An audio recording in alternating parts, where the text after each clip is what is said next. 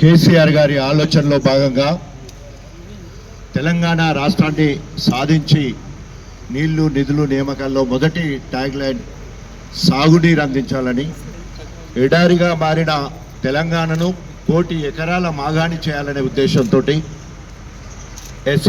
SRSP పునర్జీవ పథకం తీసుకొచ్చి, అదేవిధంగా కాళేశ్వరం ప్రపంచంలోనే బహుళార్థ సాధక ప్రాజెక్టుగా 3 సంవత్సరాల కాలంలో పూర్తి చేసి 240 టీఎంసీ నీటి సామర్థ్యంతో ఇండైరెక్ట్గా 500 టీఎంసీ నీటిని అందించడానికి 22 జిల్లాలకు పాకే విధంగా ఈ కార్యక్రమం చేపట్టి, కింద సమ్మక్క సారాలమ్మ బ్యారేజ్ ద్వారా దేవాదుల ప్రాజెక్టు, అటు కింద సీతారామ ప్రాజెక్టు, అదేవిధంగా పాలమూరు రంగారెడ్డి ప్రాజెక్టు, ఇవన్నీ చేసి 1 కోటి ఎకరాల మాగాన్ని అందించాలనే ఆలోచనతో కేసీఆర్ గారు ముందుకు పోయి, ఆ క్రమంలో మరి కొద్ది ఓట్లతో ఓడిపోయినప్పటికీ చిత్తశుద్ధితో ముందు పోతున్న క్రమంలో బీఆర్ఎస్ ప్రభుత్వం ఇట్స్ ఎ ఫెయిల్యూర్ గవర్నమెంట్ అని, లేదా ఫెయిల్యూర్ ప్రాజెక్ట్ అని చూపించడం కోసము ఈరోజు ఒక విధ్వంసాల పునాదుల మీద కాంగ్రెస్ ప్రభుత్వాన్ని నడిపిస్తున్నాడు రేవంత్ రెడ్డి.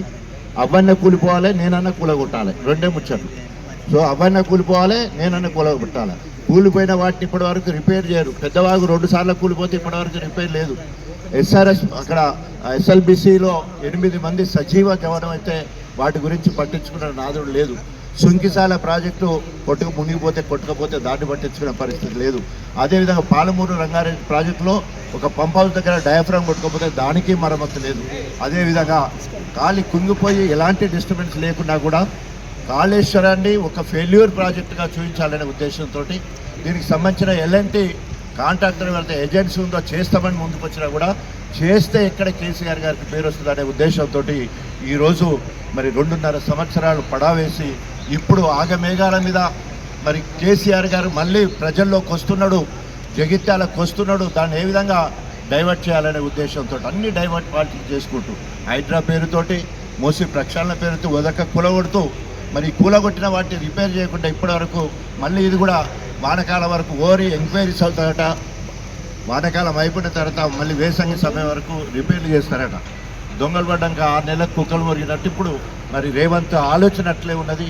ఎక్కడ కూడా అభివృద్ధికి గుండు సున్నా పెట్టి, విధ్వంసానికి పెద్ద సున్నా పెట్టి ఈరోజు ముందుకెళ్లే కార్యక్రమం జరుగుతుంది.